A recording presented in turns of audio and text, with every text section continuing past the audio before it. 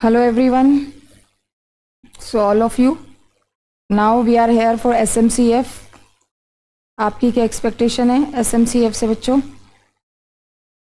Okay fine, आपकी जो भी एक्सपेक्टेशन है, लेकिन मेरी आपसे ये एक्सपेक्टेशन है कि आपके SMCF में CF को हम बाद में सोचेंगे, फिलहाल हम स्ट्रैटेजिक मैनेजमेंट की बात करते हैं। मैं आपकी यहाँ पे फैकल्टी हूँ SMCF की। आई एम कंपनी सेक्रेटरी क्षमता शर्मा। ठीक है, मुझे क्वालिफाई किए हुए 12 ईयर्स हो गए हैं, 8 ईयर्स एक्सपीरियंस है टीचिंग का। So you don't need to worry, हम विद फुल स्ट्रैटेजी के साथ आपके साथ हैं, जो कि हम सब्जेक्ट पढ़ने वाले हैं। ठीक है, तो सबसे पहली चीज़ ये बेटा, strategic management is an easy subject, scoring subject. तो हमारा गोल क्या है स्ट्रैटेजिक मैनेजमेंट के साथ? Yes, 40 out of 40। Very easy. आपको यहाँ पर सारी टेक्निक्स बताई जाएंगी, बिकॉज देखो हम भी इस स्टूडेंट लाइफ से निकले हैं। Even I am studying right now also, कुछ चीज़ें मैं अभी पढ़ भी रही हूँ, तो इसलिए मुझे स्टूडेंट के रिगार्डिंग स्टूडेंट वाला फेज भी पता है, टीचर वाला फेज भी पता है। तो दोनों फेज पता है कि at the time of writing the exam हमें क्या इश्यूज आते हैं। ठीक है, आई नो प्रोफेशनल में थ्योरी है, लॉन्ग पेपर होता है, नो डाउट। ठीक है, तो हमारा जो फर्स्ट टारगेट है वो ये है कि हमारा पेपर टाइमली कंप्लीट होना चाहिए। एंड बिल्कुल एग्जैक्टली बता रही हूँ, I don't want to explain कि मैं आपको अंदर की चीज़ें बताऊँ, but the point is pages भरने से मार्क्स नहीं आते हैं। ठीक है, 1 sheet is sufficient to give you exemption easily. ठीक है, CF आप लोगों को थोड़ा सा टफ लगता है, टफर साइड फील होता है, ऑल्दो टफ साइड नहीं है। तो SM हमारा 40 आउट ऑफ 40 दिला सकता है, मिनिमम 35 तो हम बहुत आसानी से ले सकते हैं, कोई इश्यू नहीं है। पॉइंट कहाँ आएगा कि मैम SM समझ तो आ रहा है बट लर्न नहीं हो रहा, right? What you feel is, आप प्रोफेशनल में आ गए हैं तो आपने अपनी बुक्स खोल के देखी होंगी, मैम समझ में तो आ रहा है कि व्हाट ही ट्राइंग टू से, बट प्रॉब्लम कहाँ आ रही है कि लर्न नहीं हो रहा। देखो बेटा, मैं आपको एग्जैक्टली बताती हूँ, इंस्टीट्यूट मार्क्स किस चीज़ पे देता है। ठीक है, हमारा फोकस क्या है यहाँ पे, हमारा गोल क्या है, why are we sitting here? CS बनना, मार्क्स लाना। ठीक, तो हमें ये देखना पड़ेगा कि इंस्टीट्यूट क्या हमसे चाहता है, किस चीज़ पर आंसर दे रहा है। हमें कितना ही नॉलेज हो, लेकिन हमारी आंसरिंग प्रेजेंटेशन ठीक नहीं है। ठीक है, हम एक्सप्लेन ढंग से नहीं कर पा रहे हैं, हमारे माइंड में थॉट्स हैं बट उन थॉट्स को एक्सप्लेन करने के लिए हम प्रॉपर वर्ड्स का इस्तेमाल नहीं कर रहे हैं। For example, you are always using important होता है ना, कि हम बहुत इंपॉर्टेंट है, ये इंपॉर्टेंट है, जबकि वहां पे हो सकता है एसेंशियल वर्ड यूज होना हो। तो एग्जैक्ट कीवर्ड क्या हुआ? एसेंशियल। तो ऐसे में जो बच्चों के साथ प्रॉब्लम आती है, हमारी पूरी स्ट्रैटेजी है कि हम उसे कैसे फेस करने वाले हैं बच्चों के साथ। हमारी फर्स्ट स्ट्रैटेजी तो यही है कि आपको यहीं की यहीं लर्न हो जाएगा। ठीक है, यहीं की यहीं हम आपको टॉपिक्स जो आपके मतलब अंदर का कंटेंट है, ठीक है, हेडिंग्स, कीवर्ड्स आपको यहीं की यहीं लर्न करा देंगे। आपको SM के लिए घर जाके एक्स्ट्रा आवर्स देने की ज़रूरत नहीं है। ठीक है, यहीं की यहीं आप लर्न करेंगे। ठीक है, सिंपल एग्जाम्पल्स के साथ हमारे साथ रिपीट करेंगे। वो बच्चों वाली स्ट्रैटेजी होती थी ना, बोल बोल के हम करते थे, वो वर्क करती है। ठीक है, और बहुत अच्छे से वर्क करती है। तो मैंने भी काफ़ी एजुकेशन क्वालिफिकेशन है, तो वो वर्क करती है। ठीक है, और उसे हमें भूलना नहीं है। क्यों? क्योंकि देखो बेटा, लर्न करना है, दैट इज़ मोस्ट इम्पॉर्टेंट, लेकिन लर्न करना और रटना दोनों में फ़र्क है। लर्न करना, समझ के उस चीज़ को लर्न करना इज़ लर्न करना, रटना जब समझ में नहीं आ रही है। तो लर्न तो आपको दोनों ही केसेस में करना है, बट द पॉइंट इज़ कि जब आप समझ के लर्न करेंगे that would be more easy. और जब आप बार बार उन वर्ड्स को बोलेंगे, ठीक है, देन दैट की वर्ड्स बिकम योर हैबिट। तो आपके आंसर में वो कीवर्ड्स ही निकलेंगे। डेली हम एक आंसर आपको होमवर्क में देंगे, आपको राइट डाउन घर में करना है। क्यों? क्योंकि जब आप लिखते हैं बहुत सारा, तो आपकी राइटिंग भी वहां पे मैटर करती है। ठीक है, आप सोचेंगे कि मैम ये सब चीज़ें बता रही हैं, बिल्कुल फुल प्रूफ 100% गारंटी के साथ बता रही हूँ, राइटिंग मैटर करती है। बिकॉज जब एग्जामिनर बैठता है और इतना सारा थ्योरेटिकल पोर्शन होता है और उसको रीड करने में जो प्रॉब्लम होती है कि what he try to write down, तो ऑब्वियसली 5 में से 5 देने की जगह वो 4 तो दे ही देगा अगर उसे दिक्कत हुई, भले ही आपकी चीज़ें सही हों। ठीक है, तो जब आप हैबिट करेंगे लिखने की तो स्पीड बढ़ेगी। ठीक है, और आपकी कीवर्ड्स की जो वोकैबुलरी है जो आपके आंसर्स में चाहिए, एक्चुअल में चाहिए, उन्हीं पर आपको मार्क्स मिलेंगे। ठीक है, वो कीवर्ड्स आपके आंसर में होने चाहिए। आपने पेपर किया, दूसरे बच्चे ने पेपर किया, डिफरेंस क्या है दोनों के पेपर में? एक के 60 प्लस आए, एक के 40s में आ गए, कीवर्ड्स नहीं थे आपके आंसर में। ठीक है, कीवर्ड्स को हम बिल्कुल 100% फोकस करके चलेंगे। एसएम हमारा इंस्टीट्यूट का स्टडी मैट बहुत बड़ा नहीं है। ठीक है, तो मॉड्यूल से भी रेफर करेंगे हम, और जो सर की बुक है उससे भी रेफर करेंगे, और कुछ हैंड रिटन नोट्स भी आपको डेली के डेली यहाँ पे प्रोवाइड कराए जाएंगे। ठीक है, so that becomes more easy for you to learn everything. ठीक है, ये हो गया हमारा स्ट्रैटेजिक मैनेजमेंट की बात कि हमें लर्न करना है, साथ के साथ क्लास में ही लर्न करना है। डेली एक क्वेश्चन आपको हाथ से राइट डाउन करना है। 40 आउट ऑफ 40 आते हैं। सीएफ में आपके बहुत इजीली अगर आप ढंग से पढ़ोगे तो 60 में से, ठीक है, 60 में से कितना भी बेकार पेपर करोगे 30 तो ले आओगे, 30, 40, 70। ठीक है, और कौन से सब्जेक्ट हो गए आपके सेकंड ग्रुप में? सीआरबीआई, जिनसे आपको डर लगता है थोड़ा सा। ठीक है, तो ये 70 मार्क्स मिनिमम बता रही हूं मैं, आपको हेल्प करेंगे उसमें। ठीक है, तो हमारा टारगेट 70 प्लस है। एसएमसीएफ का हमारा टारगेट 70 प्लस है। हमारा फर्स्ट टारगेट है 70 प्लस। ठीक है, सेकंड टारगेट हमारा क्या है? First attempt clear. ठीक है, रैंक आए वेल एंड गुड, बहुत अच्छी बात है, बट रैंक हमारे सारे बच्चों के, ऑनलाइन भी जो बच्चे हैं या आप लोग हैं, ठीक है, तो रैंक सारे बच्चों की तो नहीं आएगी ना। ठीक है, क्या रैंक सारे बच्चों की आ जाएगी? नो। तो हमारा टारगेट ये नहीं है कि एक बच्चे को पकड़ के आ बेटा तेरे को रैंक दिलाएं, नो। हमारा टारगेट है हमारे जितने भी बच्चे हों फर्स्ट अटेम्प्ट में पास करके निकलें, जस्ट दैट। ठीक है, रैंक आ जाए तो वेल एंड गुड, वो तो कहते हैं ना चेरी ऑन द केक। ठीक है, but cake must be good. ठीक है ना, चेरी हो या ना हो लेकिन केक हमारा कंप्लीट होना चाहिए। तो ये हो गया हमारा स्ट्रैटेजिक मैनेजमेंट। 40 मार्क्स की हमारी पूरी स्ट्रैटेजी राइट डाउन करना है, कीवर्ड्स लर्न करने हैं, साथ के साथ मैं बोलूंगी you have to repeat with me. ठीक है, क्यों है क्या है वो हम इजीली लर्न करेंगे। स्ट्रैटेजिक मैनेज, सबसे पहला थॉट स्ट्रैटेजिक मैनेजमेंट इजी है। Whenever any subject you start studying, दिमाग में ये नहीं रखना कि ये टफ है। सबसे पहला जो आपका मोटिवेशन प्रोसेस है वो ये होना चाहिए, if I am in CS professional because I am deserving it, and if I am deserving it then I can do it.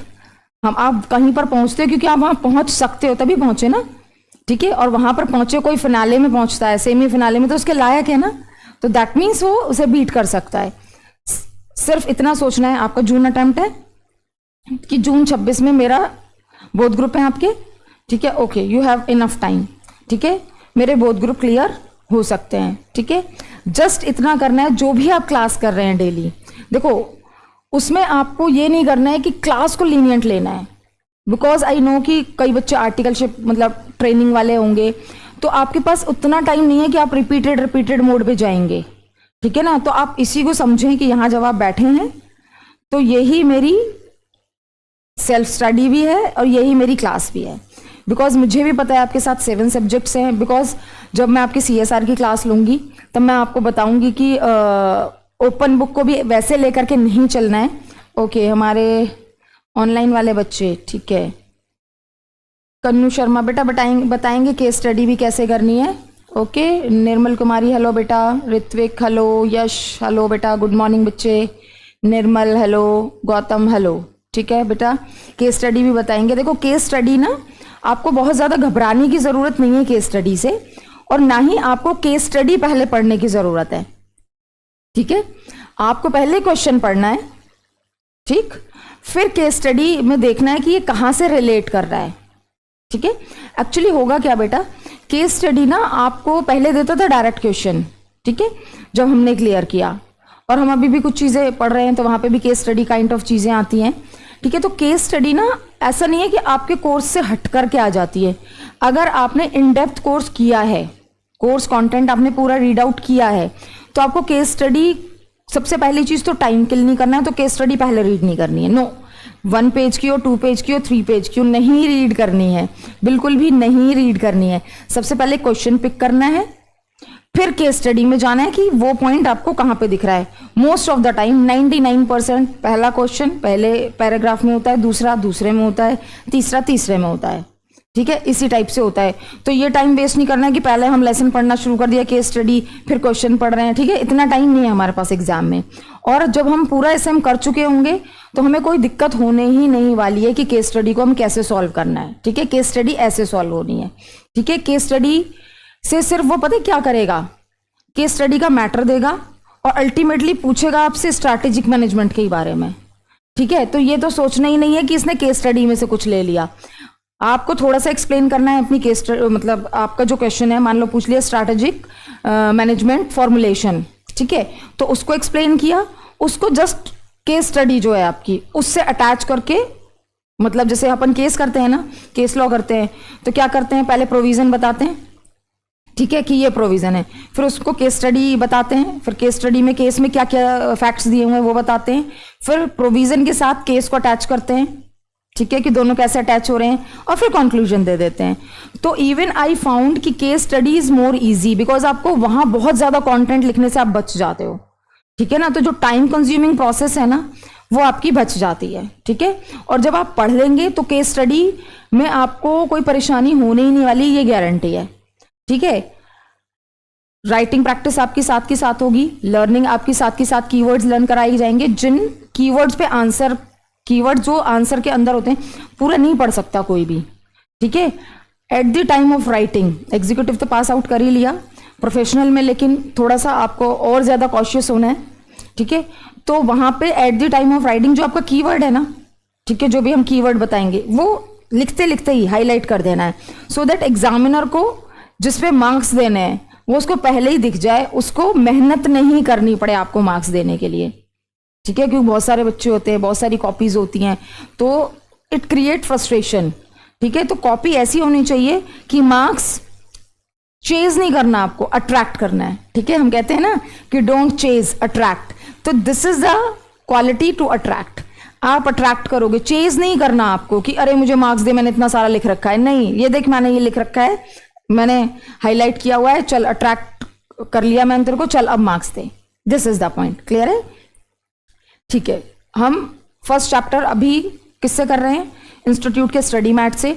Study mat को हमें इग्नोर नहीं करना है, रीजन क्योंकि जो आंसर गाइडलाइन आपकी आती है, ठीक है, जो एक्सपेक्टेशन होती है इंस्टीट्यूट की आपसे, वो क्या होती है कि लैंग्वेज आपकी केस स्टडी, वो जो आंसरिंग वो देते हैं गाइडलाइन में, वो स्टडी मैट की होती है, वो एक्सपेक्ट करते हैं कि स्टडी मैट से हो, ठीक है। क्या फर्क पड़ता है, क्या मैम हमने गलत लिखा है, नहीं बेटा, फर्क क्या पड़ेगा मैम, फर्क ये पड़ेगा कि every examiner is not taking very much care, ठीक है। तो हो सकता है कि कोई चेक करते समय या कोई भी इश्यू जब आप कर रहे हैं कई चीजें, तो वो वर्ड्स जो होने चाहिए वो ना मिले, तो उस हिसाब से आपको इश्यू आए, ठीक है। तो इसलिए इंस्टीट्यूट स्टडी मैट इसीलिए बनाया है कि आप उसके कीवर्ड्स को फॉलो करें, लर्न करें अच्छे से, ठीक है। और हमारा एसएम का तो स्टडी मैट बहुत बड़ा भी नहीं है, तो हम स्टडी मैट भी गो थ्रू कर सकते हैं और साथ में नोट्स भी गो थ्रू कर सकते हैं। ओके, आ जाओ, फर्स्ट चैप्टर है हमारा स्ट्रैटेजिक मैनेजमेंट, ठीक। मैनेजमेंट आप लोगों को पता है? यस मैम, बिल्कुल पता है, ठीक है, वेरी गुड।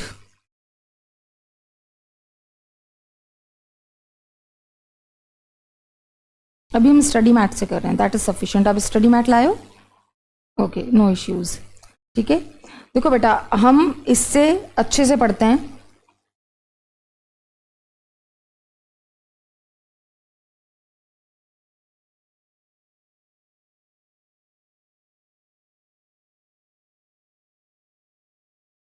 तो अभी तक तो मैंने आपको सारी स्ट्रैटेजी बता दी, ठीक है। ये बीच बीच में मैं रिपीट करती रहूंगी, ये मेरी हैबिट है। रीज़न बीइंग, मुझे हमेशा बच्चा जब दिखता है तो मुझे लगता है कि इसके मार्क्स आने चाहिए, पास होना चाहिए, तो बच्चा ना भूल जाए, तो इसलिए मैं रिपीट करती रहती हूँ बेटा।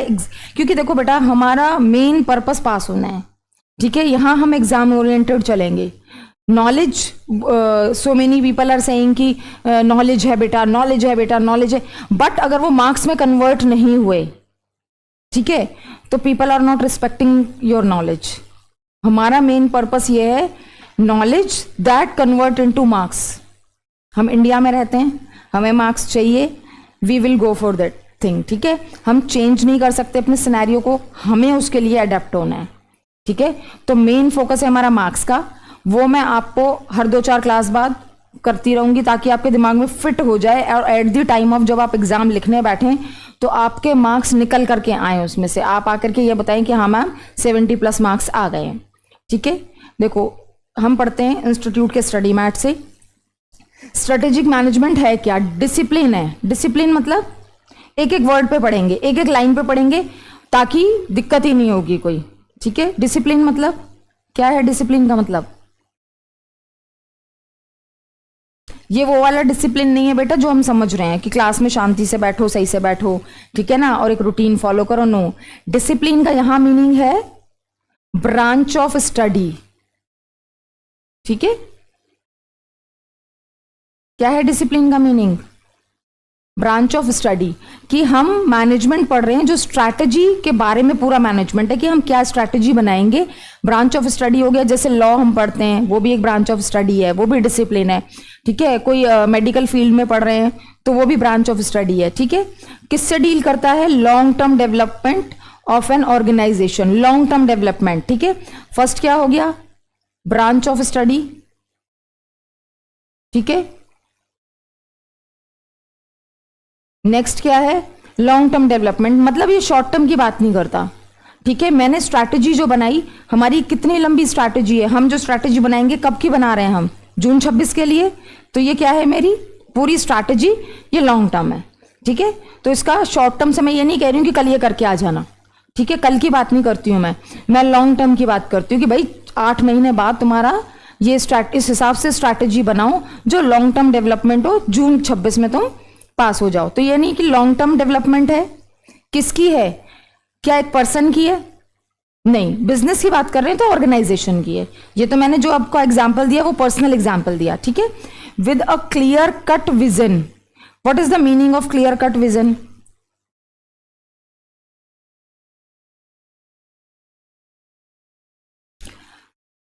सीधी बात, नो बकवास, मेंटोस।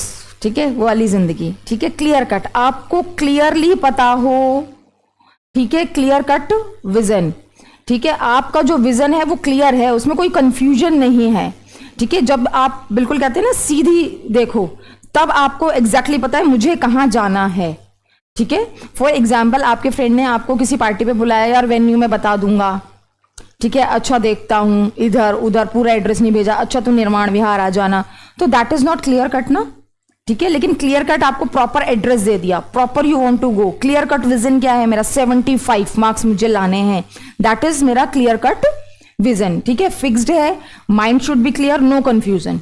ठीक है, next one is specific, fixed है। ठीक है, अबाउट ऑर्गेनाइजेशन पर्पस, मतलब क्लियर कट विजन का मतलब स्पेसिफिक है। ठीक है, स्पेसिफिक का मतलब क्या होता है? स्पेसिफिक इस प्लेस पे जाना है, फिक्स्ड है। ये तो हो गया क्लियर कट विजन। नेक्स्ट है अबाउट ऑर्गेनाइजेशनल पर्पस। पर्पस का मतलब क्या होता है बेटा?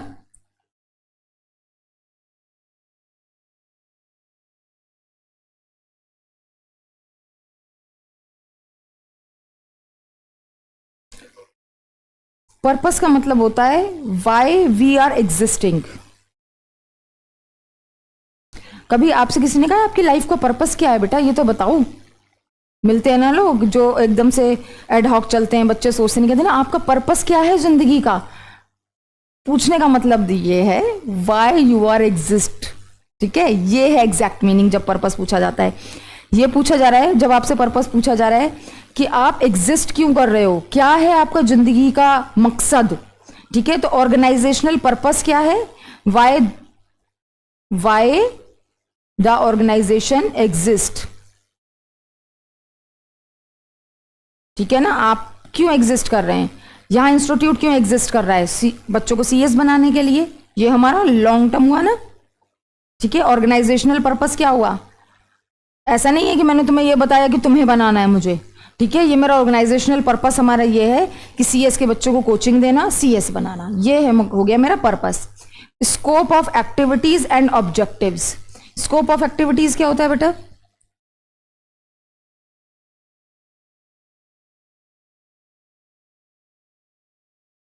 एक्टिविटीज क्या होती हैं? अब क्या हुआ, वाई ऑर्गेनाइजेशन एग्जिस्ट, तो अब कैसे अचीव करेगा, क्या काम करेगा? What we do activities. अब इसके लिए हम क्या करेंगे, हमें बच्चे सीएस बनाने हैं तो हम पढ़ाएंगे, अलग अलग तरीके से पढ़ाएंगे। तो ये तो हो गया स्कोप ऑफ एक्टिविटीज। नेक्स्ट कह रहा है ऑब्जेक्टिव। अब ऑब्जेक्टिव क्या होता है? ऑब्जेक्टिव बेटा कभी भी वेग नहीं होता, ठीक है। ऑब्जेक्टिव होता है क्लियर कट क्वांटिटेटिव टर्म है ऑब्जेक्टिव। ऑब्जेक्टिव कैसी टर्म है? जो लिखवा रही हूं ये ऑनलाइन वाले बच्चे भी लिख लें, ठीक है, और आप भी लिख लेना, नहीं तो मैं आपको अपने हैंड रिटन नोट्स दे दूंगी, ठीक है। बिकॉज हम भी कंप्लीट होमवर्क करते हैं आपके पढ़ाने के लिए, ताकि बेस्ट से बेस्ट तरीके के आपके दिमाग में चीज घुस जाए, ठीक है। What's your name? I just Tushar, ठीक है। तो ये ऑब्जेक्टिव क्या है? क्वांटिटेटिव टर्म है कि मुझे 90% मार्क्स लाने हैं, मुझे 60% मार्क्स लाने हैं, ये तो हो गया ऑब्जेक्टिव। लेकिन अगर आपने ये कहा कि मुझे अच्छे मार्क्स लाने हैं, तो ये ऑब्जेक्टिव नहीं है। क्यों? क्योंकि ये क्वांटिटेटिव नहीं हुआ, ये आपने क्वालिटेटिव टर्म बोल दी। क्लियर है? बिल्कुल क्लियर है। तो अब मैंने पूरा क्या समझाया? First discipline, second long term, third clear cut vision, किसके रिगार्डिंग? फोर्थ किसके रिगार्डिंग है ये? Organisational purpose.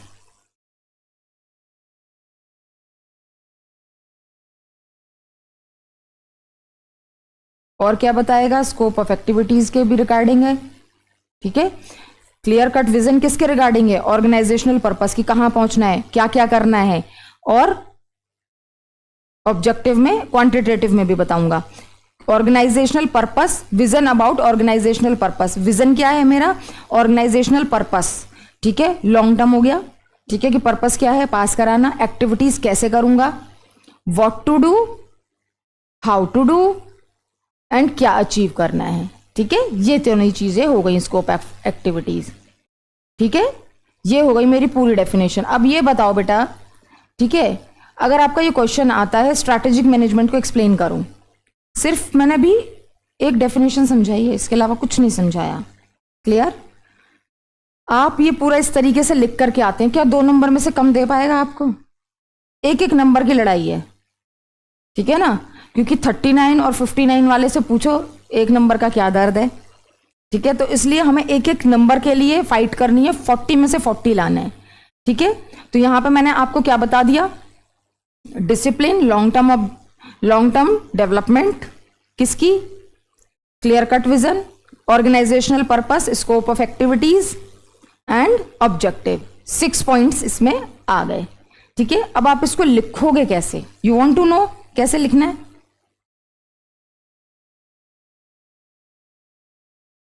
पैरे में नहीं लिखना है, ठीक है। पैरे में किसी को भी, आपको भी चेक करने को दूंगी, तो you have to take more stress to do check that, ठीक है। तो strategic management is the discipline, नीचे फिर ऐसे करके, ठीक है,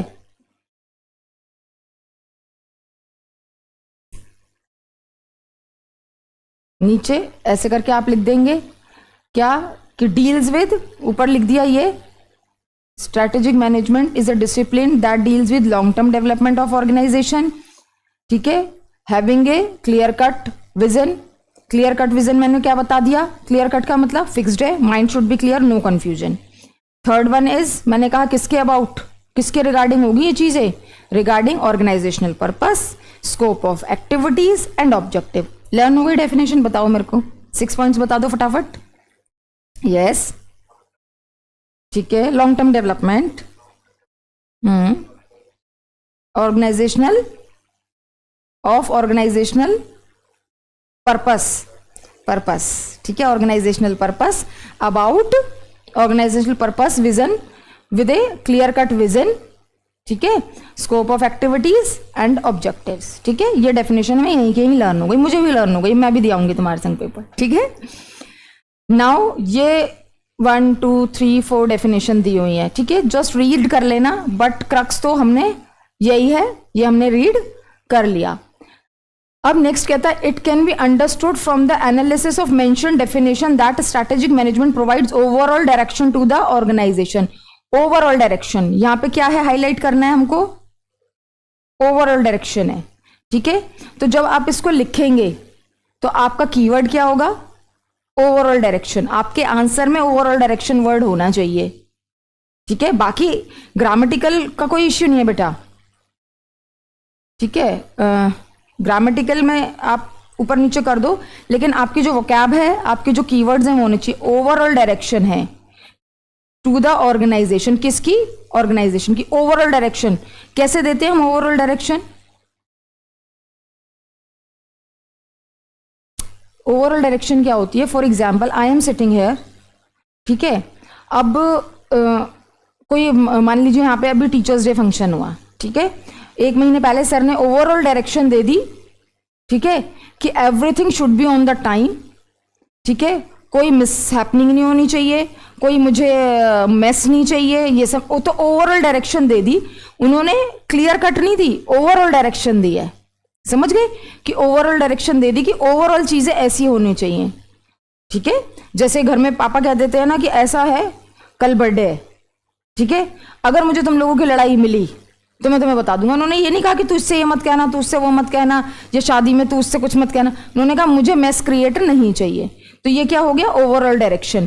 तो स्ट्रैटेजी कौन बनाता होगा, आप मेंटली बताओ कि स्ट्रैटेजी बनाएगा कौन। क्या लोअर लेवल मैनेजमेंट बनाएगा, सुपरवाइजर बनाएगा, टॉप लेवल मैनेजमेंट बनाएगा। टॉप लेवल तो डे टू डे एक्टिविटीज जाके देखेगा नहीं, क्लियर सी बात है कि वो थोड़ी ना देखेगा। वो ओवरऑल डायरेक्शन दे देगा अपनी पूरे जो उसके अंडर है कि भाई मैं तुम्हें ओवरऑल डायरेक्शन दे रहा हूं कि मुझे कोई मेस क्रिएट नहीं चाहिए, ये चीजें इस तरीके से होनी चाहिए, ऐसी होनी चाहिए, ये मुझे ओवरऑल चाहिए, ठीक है। लाइक पेरेंट्स कह देते हैं ना बच्चों को कि मुझे अब कोई इश्यू नहीं चाहिए, स्कूल से शिकायत नहीं आनी चाहिए। वो ये नहीं कह रहे कि तू डेली काम करना, ये करना, मुझे स्कूल से कोई शिकायत नहीं चाहिए, जो भी चीजें हैं तो चुपचाप सारी चीजें मैनेज कर ले, ठीक है। तो ये हो गई ओवरऑल डायरेक्शन, किसको, ऑर्गेनाइजेशन को। And include specifying the organization objective, ठीक है। लेकिन साथ में और क्या करेगा,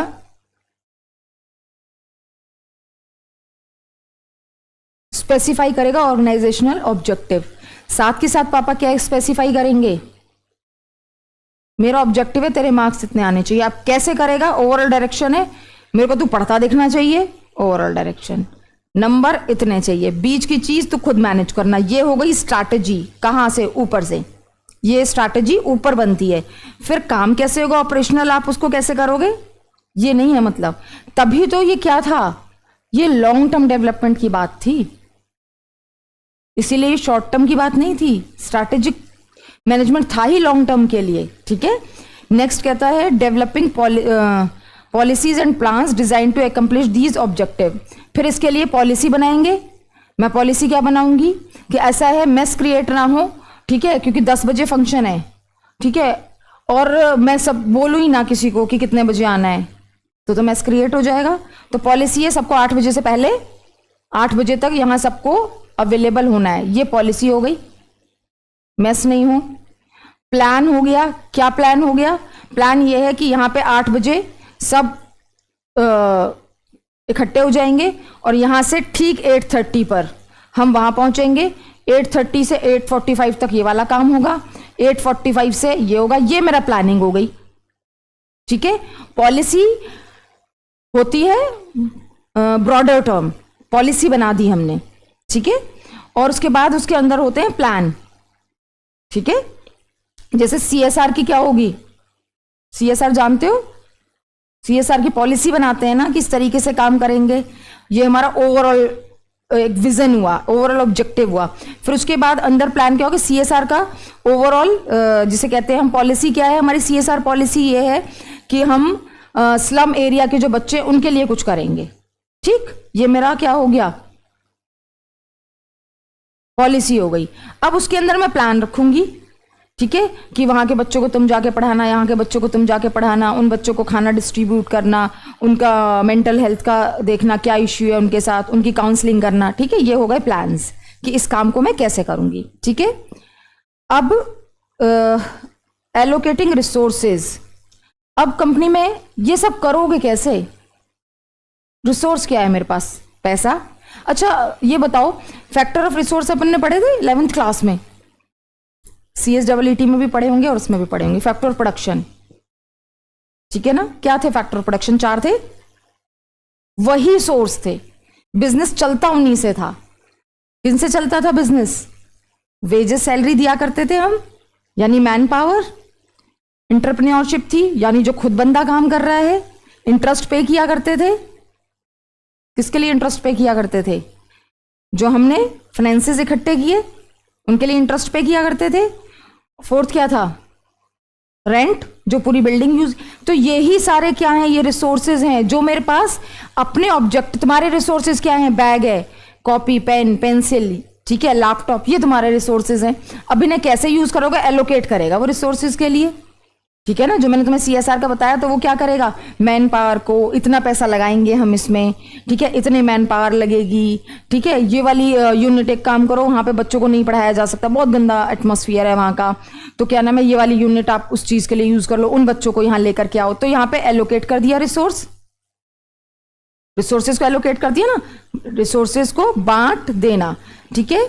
ये हो गया रिसोर्स एलोकेशन, ठीक है। For implementation of such plans, resource हमने क्यों बांटे? जो प्लान बनाया था उसी को तो इम्प्लीमेंट करने के लिए। बिल्कुल क्लियर है? कोई इश्यू? ठीक है, अब इसको लर्न करें। Understood the analysis of mention definition that strategic management provides, ठीक है ना। अब ये कह रहा है तुमसे, अगर वो ये पूछेगा ना क्वेश्चन में, डिफाइन स्ट्रैटेजिक मैनेजमेंट, पता है क्या करेगा? मैं तुम्हें बताती हूँ केस स्टडी कैसे आती है। केस स्टडी देगा, उसमें से 2 लाइन उठाएगा जो इससे रिलेट करती होंगी, फिर कहेगा define strategic management and its significance kind of thing. उसमें ये चीजें आप लिखोगे, ठीक है, और फिर उस केस में रिलेट कर दोगे उसे कि in this case organization is doing, मान लो CSR का ही केस दे दिया, केस ही तो समझा नहीं, हम एग्जाम्पल ही तो दे रहे हैं, तो उसी में ये बता देगा कि क्या नाम है, CSR में इन्होंने ये किया, तो उसमें कुछ मेस क्रिएट हो रही होगी, ठीक है। तुमसे पूछेगा क्या इश्यू आया? They did not prepare the policy properly and therefore plan has not been implemented properly, क्योंकि प्रॉपर पॉलिसी नहीं थी। आपको क्या लगता है ये पढ़ के क्या सिर्फ आपके CS में काम आएगा? कहाँ काम आएगा?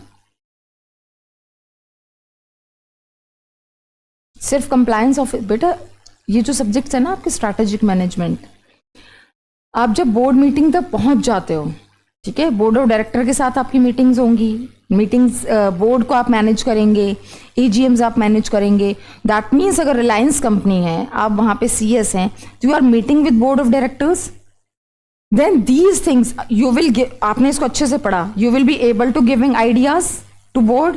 When you giving ideas to board, ठीक है, then you will be growing in your career too. समझ रहे हो कि खाली ये नहीं है कि हाँ मेरा लॉ का, अच्छा ठीक है, ये वाला फॉर्म जमा होना है MGT 7, ठीक है मैंने MGT 7 कर दिया, अच्छा ये वाला जमाना AOC 4, ठीक है मैंने वो कर दिया। नो, जब आप सजेस्ट करेंगे, आइडियाज देंगे, तो आप एज ए मैनेजमेंट में भी ग्रो करेंगे, ठीक है ना। CS बनने का मतलब ये नहीं है कि आप अटक के रह गए, ठीक है ना। कहाँ अटक के रह गए कि CSU तो मैं वही हूं, नहीं, आप जब मैनेजमेंट में भी चले जाएंगे, आगे बोर्ड में जाएंगे, CEO, ये सब चीजें, ये जो सब्जेक्ट्स है ना, it helps you in that thing. You are running a business by studying these subject. जैसे ESG हो गया, क्या है ESG? इन्वायरमेंटल सोशल गवर्नेंस, क्या है ये? अच्छा एक बात बताओ, टाटा और रिलायंस में क्या फर्क है?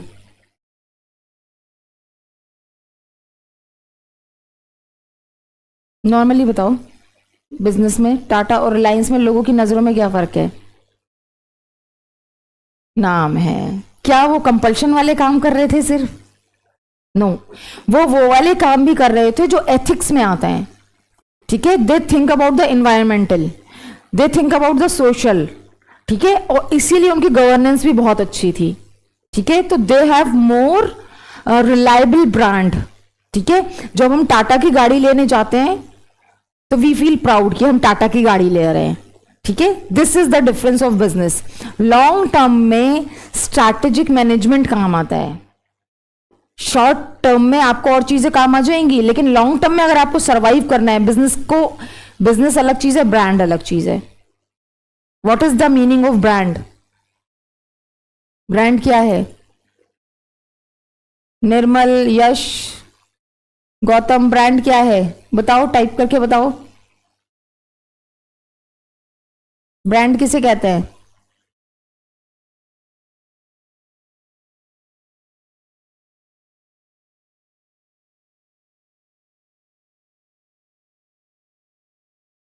बताओ निर्मल, यश, आप बताओ, कन्नू, गौतम, ब्रांड किसे कहते हैं?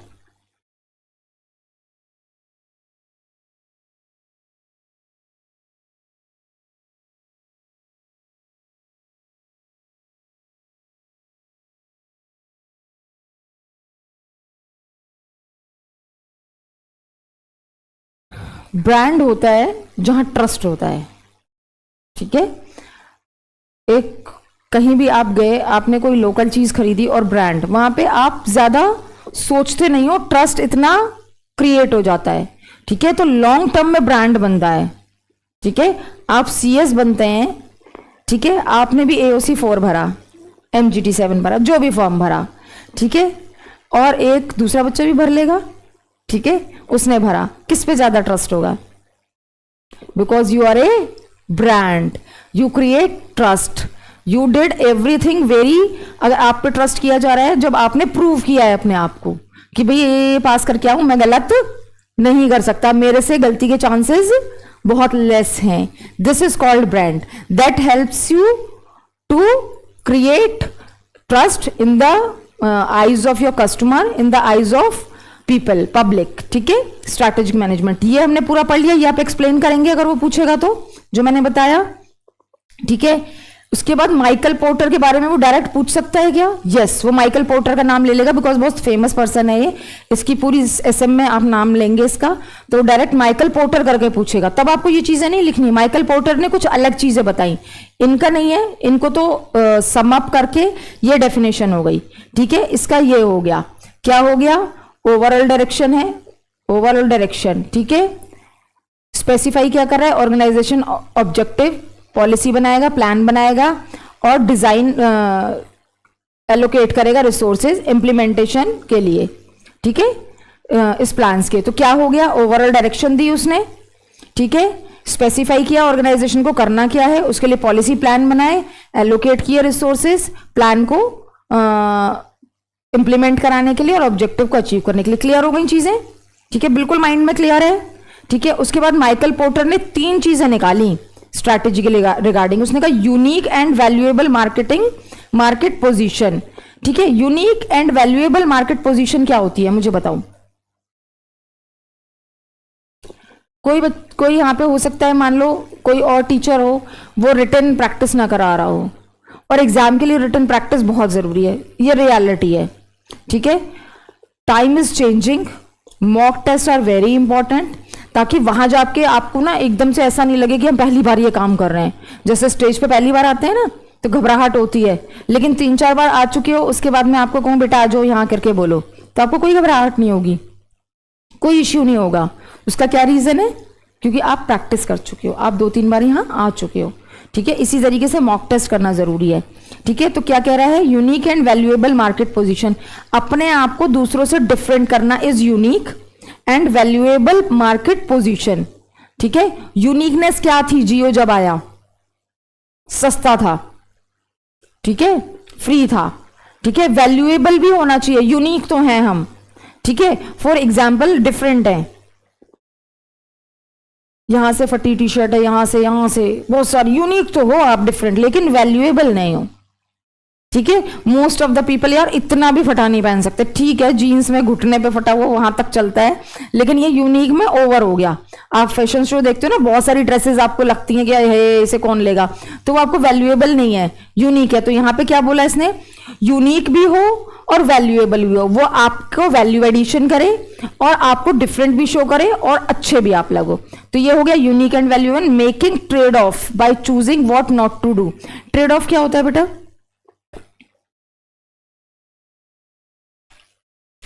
ट्रेड ऑफ किसे कहते हैं?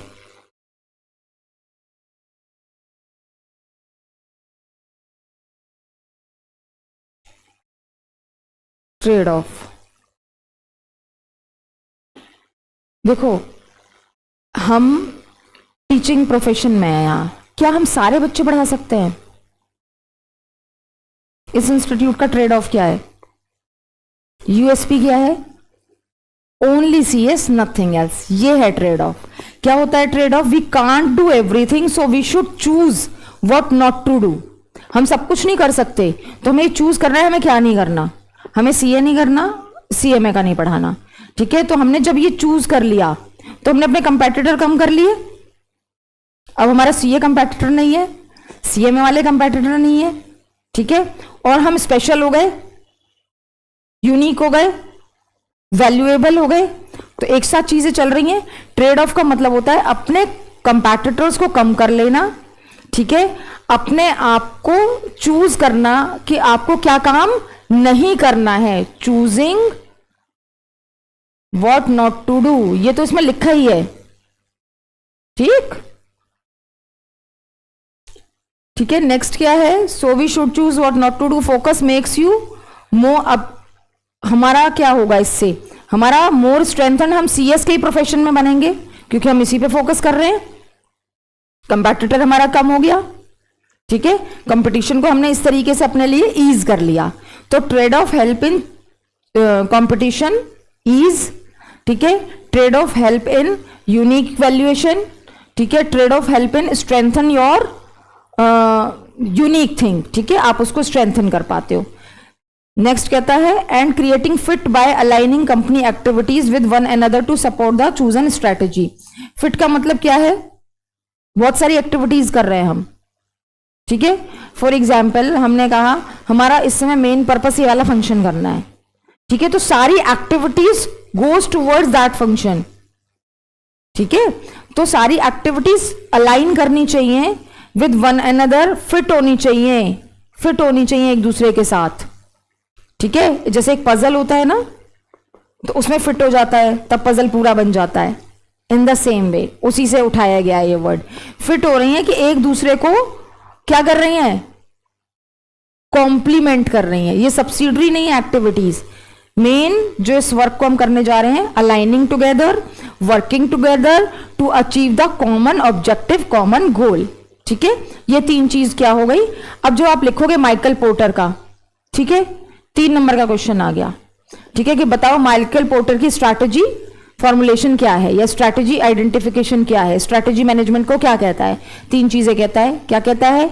Unique and valuable market position, second कहता है ट्रेड ऑफ, थर्ड कहता है fit among others.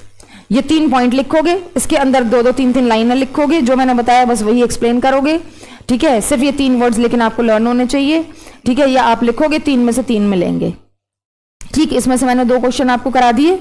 Case study भी आपको मैंने बता दी कि केस स्टडी में ये आएगा और इसी चीज को एक्सप्लेन करेगा, उसमें आपको फिट करके बताना है, ठीक।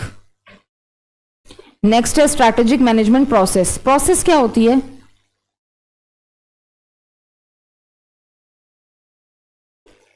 Step by step activities combined together is called process. खाना बनाते हैं ना, वो प्रोसेस होती है। रेसिपी जो होती है वो एक प्रोसेस होती है। कैसे प्रोसेस होती है? ये काम करना है, वो काम करना है, स्टेप बाय स्टेप करना है। पहले सब्जी कटेगी, ठीक है ना, सबसे पहले धुलेगी फिर कटेगी, तो ये प्रोसेस है। क्या कह रहा है? ये है प्रोसेस। As the process. अच्छा, इस प्रोसेस को करेगा कौन? प्रोसेस है, ठीक है जी, प्रोसेस है। करेंगे कौन? सबसे पहले ये सोचो प्रोसेस करेगा कौन? कुकिंग की प्रोसेस को शेफ कर रहा है, यहां कौन कर रहा है? मैनेजर या डिसीजन मेकर। कैसे करेगा? Choice of set of strategies. अब बहुत सारी चॉइस ऑफ स्ट्रेटेजीज है। बीइंग ए शेफ वो क्या सोचेगा कि मुझे क्या बनाना है, इसमें से क्या स्ट्रैटेजी रखूं, 1 घंटे में ये चीज बनानी है, क्या है जो जल्दी बन जाए। In the same way choice of set of, बहुत सारी स्ट्रैटेजीज है उसके पास, ठीक है ना। मेरी स्ट्रैटेजी ये हो सकती है, यहां पे हमने बहुत सारे, हमारे पास स्ट्रैटेजी थी हमारी कि हम कौन सा टाइम रखें प्रोफेशनल के बच्चे के लिए, ठीक है। इवनिंग रखें, नून रखें या मॉर्निंग रखें। वी कुड डू इवनिंग कि बच्चा क्लास से जाते समय अपना पढ़ता हुआ निकल जाए, ठीक है। We could do noon, but इसमें क्या होगा? आर्टिकलशिप वाला बच्चे को दिक्कत हो जाएगी क्लास लेने में, क्योंकि बहुत सारे बच्चे ट्रेनिंग वाले होते हैं। सो इन 3 स्ट्रैटेजीज में हमने मॉर्निंग चूज किया। रीजन, क्योंकि बच्चा क्लास लेकर के ऑफिस जा सकता है if you want to go. Second, morning का टाइम जो यूटिलाइज नहीं हो पाता वो यूटिलाइज हो जाएगा, एक अच्छी हैबिट रहेगी, that is more important for professional student. तो ये स्ट्रैटेजी को हमने 3 स्ट्रैटेजीज में से चूज कर लिया।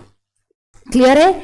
तो क्या है, सबसे पहले कि मैनेजर्स करेंगे, तो प्रोसेस करेगा कौन? मैनेजर्स।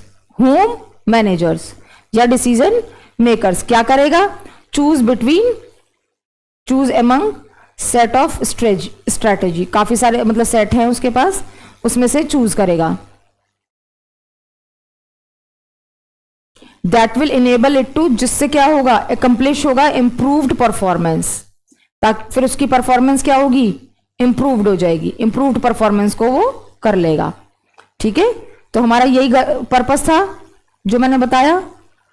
प्रोसेस में उसने क्या किया? डिसीजन मेकर ने या मैनेजर ने किया, क्या किया? सेट ऑफ स्ट्रेटेजी, बहुत सारी स्ट्रेटेजीज में से चूज किया कि ये वाला काम करूंगा।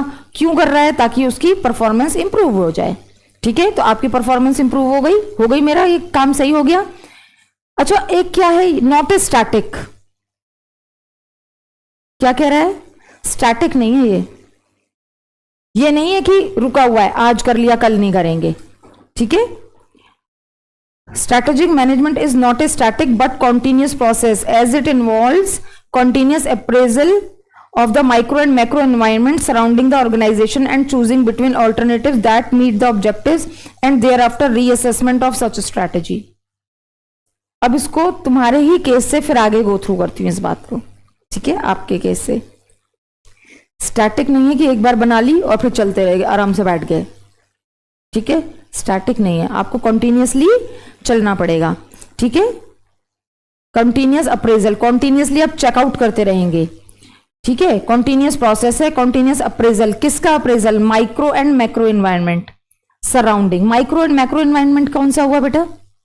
आपके केस में लेते हैं अगर, ठीक है, माइक्रो एनवायरनमेंट आपकी फैमिली हो गई कि फैमिली के अकॉर्डिंगली आपको स्ट्रैटेजीज चेंज करनी पड़ सकती हैं। पापा का टाइम ये हो गया, इसका टाइम ये हो गया, अब मेरे को बाइक से नहीं निकलना, मुझे गाड़ी से निकलना पड़ेगा, मुझे मेट्रो से निकलना पड़ेगा। माइक्रो हो गया। मैक्रो क्या हो गया? आप बाहर निकले, बहुत सारी चीजें हैं कि बस का रूट चेंज हो गया है, हमारा घर शिफ्ट हो गया है। ठीक है, तो आप इनके हिसाब से क्या करेंगे? चेंज करना पड़ेगा आपकी सराउंडिंग जो है। फिर क्या करेंगे? चूजिंग बिटवीन ऑल्टरनेटिव, जो आपके पास ऑल्टरनेटिव्स आ रहे हैं, that meet the objective and thereafter reassessment of such strategies. आप फिर से, मतलब ये कॉन्टिन्यूअस प्रोसेस है। किसकी कॉन्टिन्यूअस प्रोसेस है? अप्रेजल की। किसका appraisal? Micro and macro environment surrounding, ठीक है, ऑफ एन ऑर्गेनाइजेशन। ठीक है, उसको अप्रेजल उसने किया, स्कैनिंग करी, एंड चूजिंग बिटवीन ऑल्टरनेटिव्स। फिर उसने जो ऑल्टरनेटिव सामने आए उसके बीच में से फिर उसने अपने ऑब्जेक्टिव को पूरा करने के लिए सही ऑल्टरनेटिव को चूज किया और रीअसेस किया अपनी स्ट्रैटेजी को। फिर से तुमने स्ट्रैटेजी बनाई और रीअसेस किया कि अब जो स्ट्रैटेजी बनाई है ये कैसे चलेगी। तो ये नहीं है कि आपने एक बार स्ट्रैटेजी, लॉन्ग टर्म है, मैंने आपको समझाया लॉन्ग टर्म है, लेकिन ये कॉन्टिन्यूअस प्रोसेस है। लॉन्ग टर्म तो आप बनाओगे, लेकिन कॉन्टिन्यूअसली उसको देखते भी रहना पड़ेगा कि क्या उसमें कुछ चीजों के चेंजेस आ रहे हैं, क्या मुझे चेंज करने की जरूरत है। ठीक है, फॉर एग्जाम्पल, आप दिसंबर में आपने पेपर नहीं है आपका, ठीक है, दिसंबर का पेपर आया आपको, तो जून में आपने देखा ये पेपर तो बिल्कुल ही डिफरेंट काइंड ऑफ आया है, इसमें तो एमसीक्यूज भी बीच में दे दिए, इसमें तो एक एक नंबर के क्वेश्चन पूछ लिए। Then you will reassess your strategy, then you will, आपने माइक्रो मैक्रो एनवायरनमेंट को किया और आपने स्ट्रैटेजी को रीफॉर्मुलेट किया। ठीक है, कि नहीं ये चीज इस तरीके से करेंगे। तो ये चीज हम अपने डेली यूज में करते रहते हैं, जस्ट हमको पता नहीं है, अब हम उनको बाय वर्ड्स लर्न कर रहे हैं। तो बताओ मेरे को क्या है कंटिन्यूअस? किसका? सराउंडिंग। किसके सराउंडिंग? किसके सराउंडिंग? किस ऑर्गेनाइजेशन के सराउंडिंग। क्या करेगा फिर? क्या करेगा? चूज करेगा बिटवीन, नहीं चूज करेगा किस, फिर चूज करेगा ना, फिर से चीजें सोची उसने कई सारी, बिटवीन ऑल्टरनेटिव्स। ठीक है, और क्या करेगा? रीअसेस करेगा अब जो स्ट्रैटेजी बनाई है उसको। क्लियर है? Okay. The strategic management consist of different phases. अब इसमें फेजेस है। अच्छा, फेज और स्टेप में क्या फर्क है? फेज और स्टेप्स में क्या फर्क है?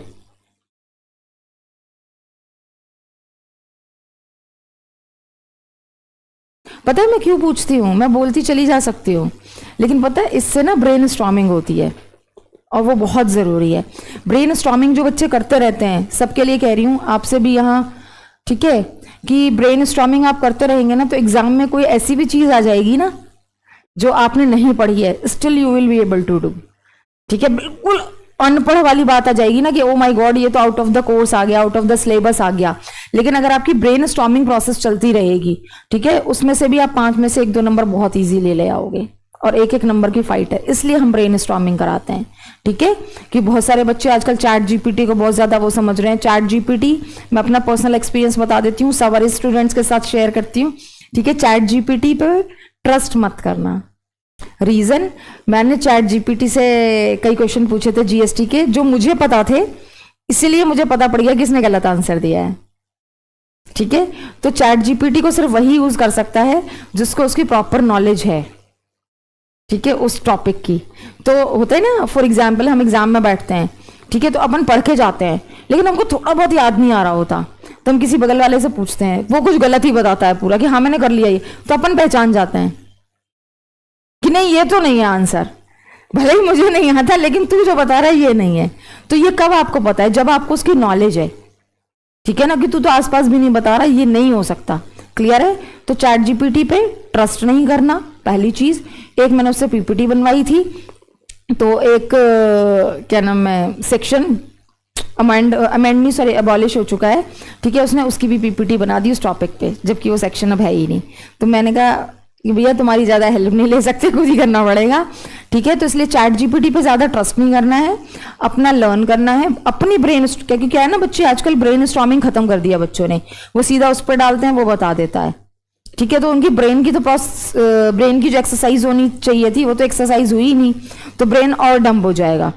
ठीक है ना, जब आप बिल्कुल हार जाओ तब हेल्प लेनी है आपको।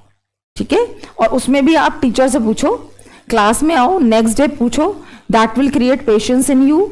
ठीक है ना, एंड आपके अंदर ब्रेन स्टॉर्मिंग भी क्रिएट होगी।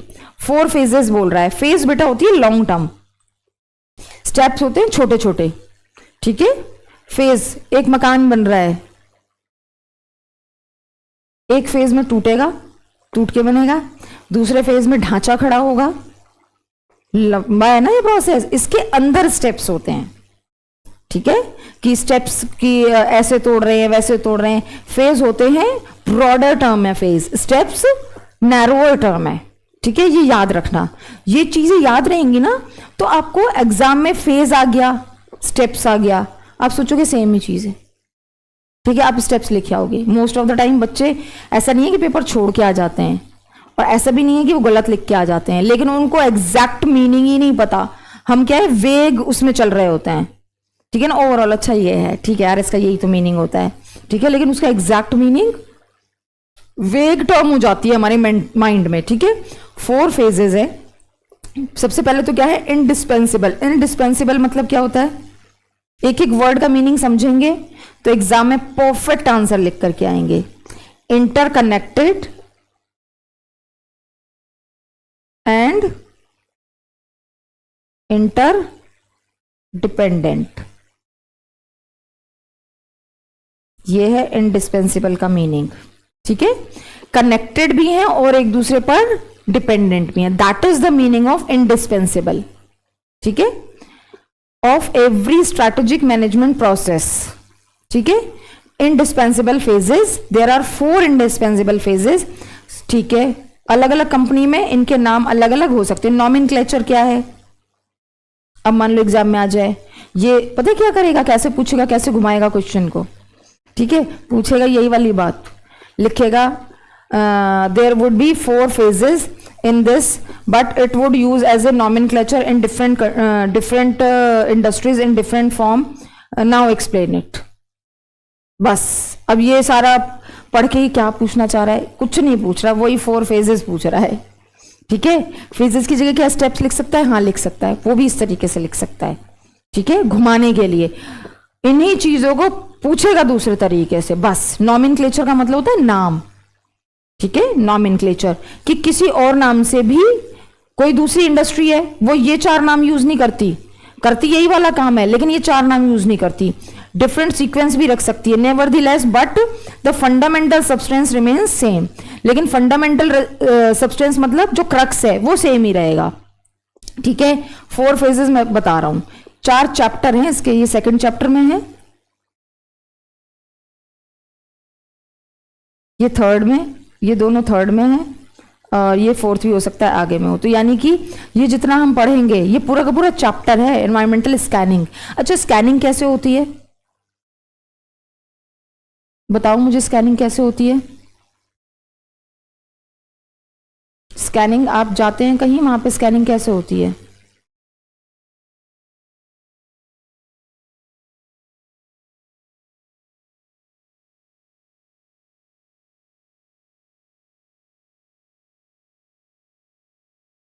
स्कैनिंग कैसे होती है? स्कैनिंग कैसे होती है? ऐसे पूरी, if I am sitting here, I am doing scan, यहाँ पे एक एसी लगा हुआ है, यहाँ पे ये लगा हुआ है, फैन भी लगा हुआ है, कैमरा, ये है स्कैनिंग। पूरी चीज को आंखों से या अपने ब्रेन से स्कैन कर लेना कि यहाँ कंडीशन है क्या। आप एक ऑफिस ज्वाइन करते हैं, 2-3 दिन में पूरी स्कैनिंग कर लेते हैं आप, बॉस का क्या नेचर है, यहाँ का स्टाफ कैसा है, यहाँ पे लोगों का बिहेवियर कैसा है, यहाँ पे क्या पॉलिसीज हैं, यहाँ पे क्या पॉलिटिक्स ज्यादा है, दैट इज कॉल्ड स्कैनिंग।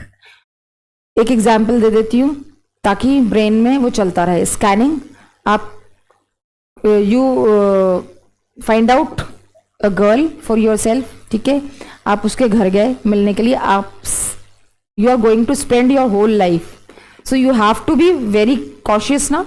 ये एग्जाम्पल क्यों ले रही हूँ? Because you youngsters can relate with it, ठीक है ना, you all are going with this age, तो सबकी गर्लफ्रेंड्स होंगी, बॉयफ्रेंड्स होंगे, तो आपकी स्कैनिंग तो चल रही होगी, ठीक है ना, ये कैसी है वो कैसा है। तो आप उसकी फैमिली गए, आपने स्कैनिंग करी कि कैसा माहौल है, किस तरह की चीजें हैं, तो she will also behave in the family in the same way, तो ये स्कैनिंग हो गई। स्ट्रैटेजी फॉर्मुलेशन कैसे हो गई कि भैया इसके साथ स्ट्रैटेजी क्या चलेगी, कैसे रहना पड़ेगा इसके साथ, ये ज्यादा डोमिनेटिंग है, हाँ, या ये ज्यादा डिमांडिंग है, ठीक है। स्ट्रैटेजी इंप्लीमेंटेशन, फिर आप शादी करके उसके साथ उसे इंप्लीमेंट करोगे कि भैया इसको ऐसे ऐसे किया जा सकता है, फिर इवैल्यूएट करोगे कि फिर भी हमारी लड़ाई हो रही है, फिर से चेंज करोगे, ये हो गया, ठीक है। तो एनवायरमेंटल स्कैनिंग क्या है? अब यहाँ पे स्कैनिंग करेगा कौन? बिजनेस की बात चल रही है, तो स्ट्रैटेजी की बात चल रही है, तो छोटे लोगों की तो बात ही नहीं हो रही, तो किसकी बात हो रही है? Board of directors and the top management, सीधी सी बात है, कौन करेगा? अब ये हमें दिमाग में जोर लगाने की जरूरत नहीं है, किस चीज का जोर लगाने की जरूरत नहीं है कि करेगा कौन, कौन करेगा? Board of directors and top management, ये तो हमारे ब्रेन में है ही है कि ये यही लोग करते हैं। क्या करेंगे? Review the current performance. सबसे पहले तो करंट परफॉर्मेंस, अभी क्या चल रहा है स्कैनिंग में, मैं अपना बिजनेस स्कैन कर रही हूं तो अभी कैसा है, पहले तो करंट सिचुएशन जानू ना। आप उसके घर गए तो आपने करंट सिचुएशन जानी ना कि करंट सिचुएशन है क्या, ठीक है। ये तो हो गई, रिव्यू कर रहे हैं टॉप डायरेक्टर्स, टॉप मैनेजर्स या बोर्ड ऑफ डायरेक्टर्स कर रहे हैं, क्या कर रहे हैं? रिव्यू कर रहे हैं। रिव्यू वर्ड यहां पे इंपॉर्टेंट है। रिव्यू क्या होता है? कुछ चेंज नहीं करते उसमें, रिव्यू में, ठीक है। रिव्यू, आपने टेक्स्ट पढ़ा होगा तो टेक्स्ट में रिवीजन होता है और रिव्यू भी होता है।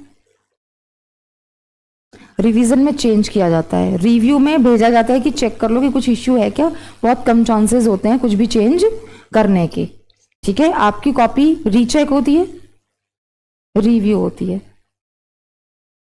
रिवैलिडेशन, वो रीचेकिंग में जो डालते हैं वो रिव्यू होती है। सिर्फ इतना चेक किया जाता है कि क्या कोई क्वेश्चन अनचेक्ड रह गया है, क्या कोई टोटलिंग मिस्टेक है, ठीक है। या ऐसा तो नहीं हो गया कि इस क्वेश्चन के नंबर उसमें डाल दिए, उसके क्वेश्चन के नंबर इसमें डाल दिए, गलत तो नहीं नंबर चढ़ा दिए। Just that, this is called review. Recheck नहीं हो रहा, सिर्फ देख लिया, ओवरऑल चेक किया है, ठीक है। तो रिव्यू, जब आप इसका आंसर लिखेंगे स्कैनिंग में, रिव्यू वर्ड होना चाहिए। ये बोर्ड ऑफ डायरेक्टर्स और करंट परफॉर्मेंस, ठीक है। करंट परफॉर्मेंस, मैम बिल्कुल करंट परफॉर्मेंस ही लिखना है, एग्जिस्टिंग परफॉर्मेंस लिख सकते हो, ठीक है।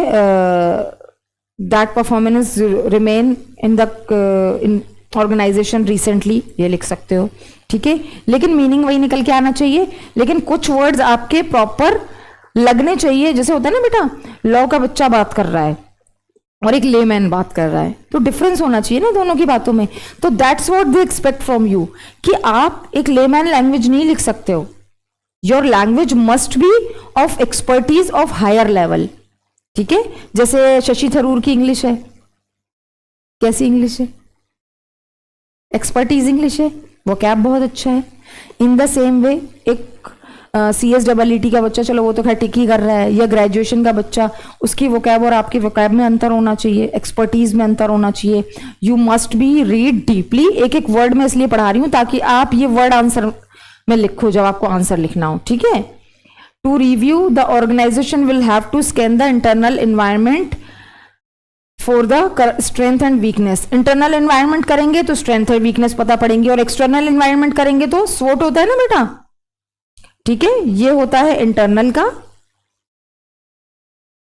और ये दोनों होते हैं एक्सटर्नल के। आप अपनी स्ट्रेंथ देखोगे कि मेरी स्ट्रेंथ भाई ये वाला सब्जेक्ट है, वीकनेस क्या है ये वाला सब्जेक्ट है, अपॉर्चुनिटी क्या है मेरे पास, एक्सटर्नल देखोगे कि कहाँ मेरी जॉब लग सकती है, मेरा कौन सा एरिया, थ्रेट क्या है मेरे को। ठीक है, कि यहाँ पे CA वाले ज़्यादा बच्चे हैं, CMA वाले ज़्यादा हैं, इनसे मुझे थ्रेट है। ठीक है, ये मेरी पोजीशन लेना चाहते हैं। तो ये आपने आउटसाइड देखा, ये आपने इंटरनल देखा। ठीक है, उसके बाद कहता है and the internal and external scale helps in selecting the strategic factors. Strategic factors क्या होता है?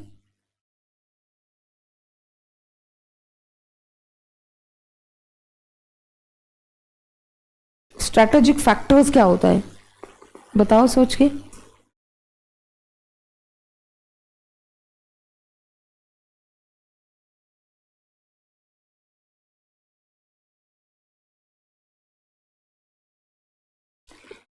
दैट फैक्टर हमेशा होता है जो मेरी स्ट्रैटेजी को अफेक्ट कर रहा है। ठीक है, जिसको बारे में सोच के मैं स्ट्रैटेजी बनाऊंगी। ठीक है, मेरे को क्या सोचना है स्ट्रैटेजी बनाने के लिए, that is called helps in selecting strategic factor. ये स्कैन करके स्ट्रैटेजिक फैक्टर्स के बारे में सोचूंगी कि मेरी स्ट्रैटेजी कौन कौन सी चीजें अफेक्ट कर रही हैं। ठीक है, किन के बारे में मुझे सोचना पड़ेगा। ठीक है, फॉर एग्जाम्पल तुम अपनी स्ट्रैटेजी बनाओगे पढ़ने की, ऑफिस जाने की, कौन से फैक्टर्स हैं? स्लीपिंग पैटर्न्स हो सकते हैं तुम्हारे कि मेरा स्लीपिंग पैटर्न तो यही है कि मैं सुबह उठ ही नहीं सकता। This is factor that affect your strategy of studying. ठीक है, इसकी बात कर रहा है। These have to be reviewed and redefined in relation to the mission.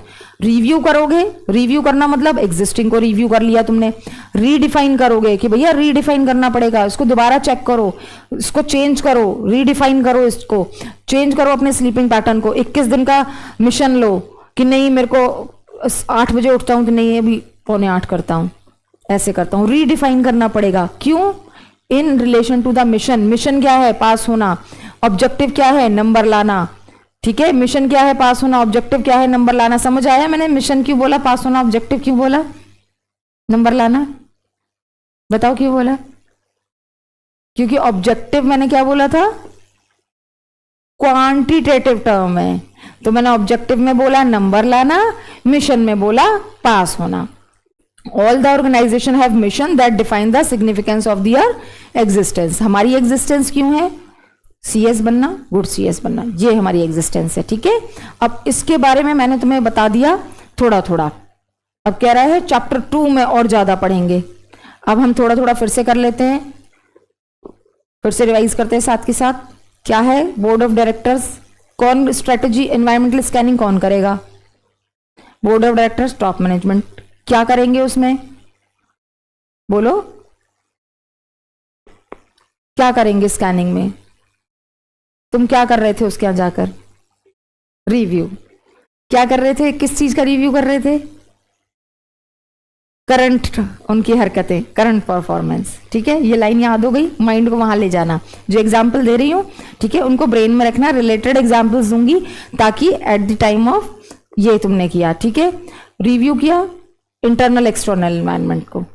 ठीक है, इंटरनल में स्ट्रेंथ और वीकनेस को किया, एक्सटर्नल में अपॉर्चुनिटी और थ्रेट को किया। ठीक है, और क्या किया? इंटरनल एक्सटर्नल ने किसमें हेल्प किया? तुम्हारा स्ट्रैटेजिक फैक्टर्स को।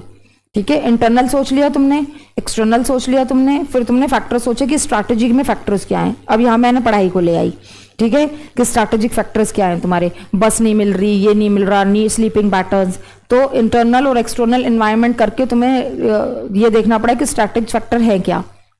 ठीक है, उसके बाद तुमने क्या किया, उनको फिर से रिव्यू किया, रीडिफाइन किया, रिव्यू कर लिया फैक्टर्स को, तुमने पहले निकाले फैक्टर्स, फिर तुमने रिव्यू किया कि अच्छा अच्छा ये फैक्टर्स हैं, उनको रीडिफाइन किया, ये दिक्कतें दे रहे थे तो रीडिफाइन किया।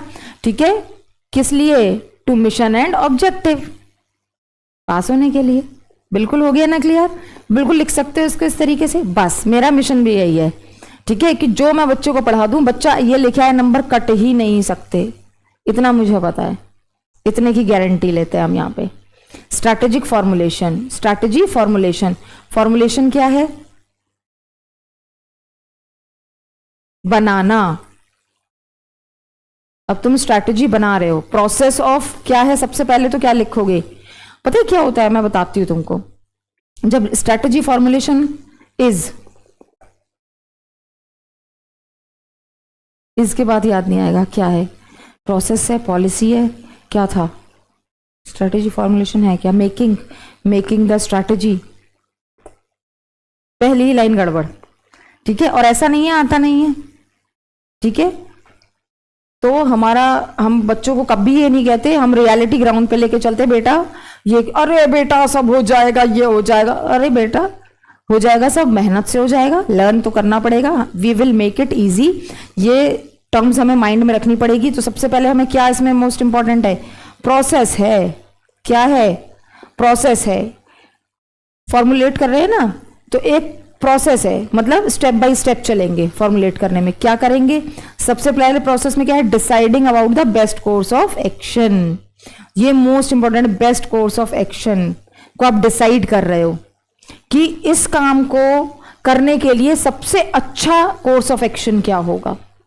सबसे अच्छा कोर्स ऑफ एक्शन पास करने के लिए भाई ठीक है 8 घंटे की स्ट्रैटेजी बना लेते हैं, ठीक है 6 घंटे की बना रहे हैं तो यार सब्जेक्ट मिस आउट हो जा रहे हैं, ठीक है ऐसा कर रहे हैं तो ये हो जा रहा है, वैसा कर रहे हैं तो ये हो जा रहा है। ठीक है, तो बेस्ट कोर्स ऑफ एक्शन क्या करेंगे, best of course of action का डिसाइड करेंगे, किस लिए, फॉर एकम्प्लिश ऑर्गेनाइजेशनल ऑब्जेक्टिव। यहां पे बस ऑर्गेनाइजेशनल लगा देना, हम दिमाग में तो अपना चलाएंगे, लेकिन किसका ऑब्जेक्टिव है, ऑर्गेनाइजेशन का ऑब्जेक्टिव पूरा हो जाए और अपने पर्पस को अचीव कर ले। ऑब्जेक्टिव क्वांटिटेटिव था तो 90% मार्क्स आ जाएं और पर्पस सीएस बन जाए, हो गया। ऑब्जेक्टिव को अचीव करके उसने क्या किया, सीएस बन गया, पहले ऑब्जेक्टिव बोला बाद में पर्पस बोला, समझ में आ गया, ये क्वांटिटेटिव टर्म थी, ये क्वालिटेटिव टर्म थी। ठीक है, after conducting environmental scanning manager formulate corporate business and functional strategy. 3 strategy बनेंगी, corporate strategy, business strategy, functional strategy. ठीक, अब मुझे ये बताओ इसमें से ब्रॉडर टर्म कौन सी है, ब्रॉडर टर्म कौन सी है,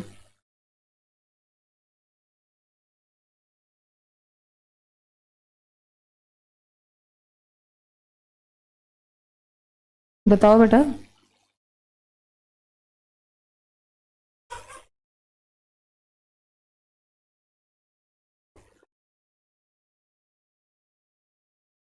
वो 931, ओके ठीक है। तो कॉर्पोरेट आपकी सबसे ब्रॉडर टर्म है, उसके बाद आपकी कौन सी है, कॉर्पोरेट के बाद बिजनेस। कॉर्पोरेट हो गया रिलायंस पूरी इंडस्ट्री की बात करी, बिजनेस हो गए रिलायंस के अलग अलग पार्ट, ये वाला बिजनेस है, ऑयल वाला है या स्मार्ट रिलायंस स्मार्ट है ये, और फंक्शनल हो गया उसके अंदर जो अलग अलग डिपार्टमेंट है उनकी स्ट्रैटेजीज। ठीक है, for today this is sufficient, मुझे लगता है यू लर्न इट, साथ के साथ यू लाइक इट और नॉट, क्लियर समझ में आया, आपको स्ट्रैटेजी समझ में आई, पढ़ने वाली, क्लियर करने वाली।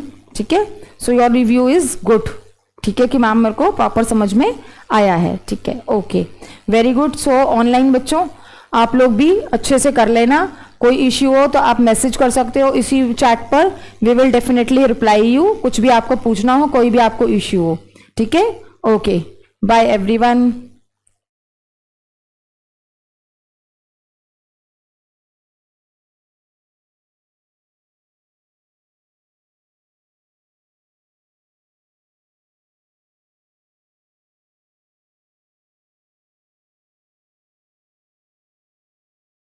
हम्म।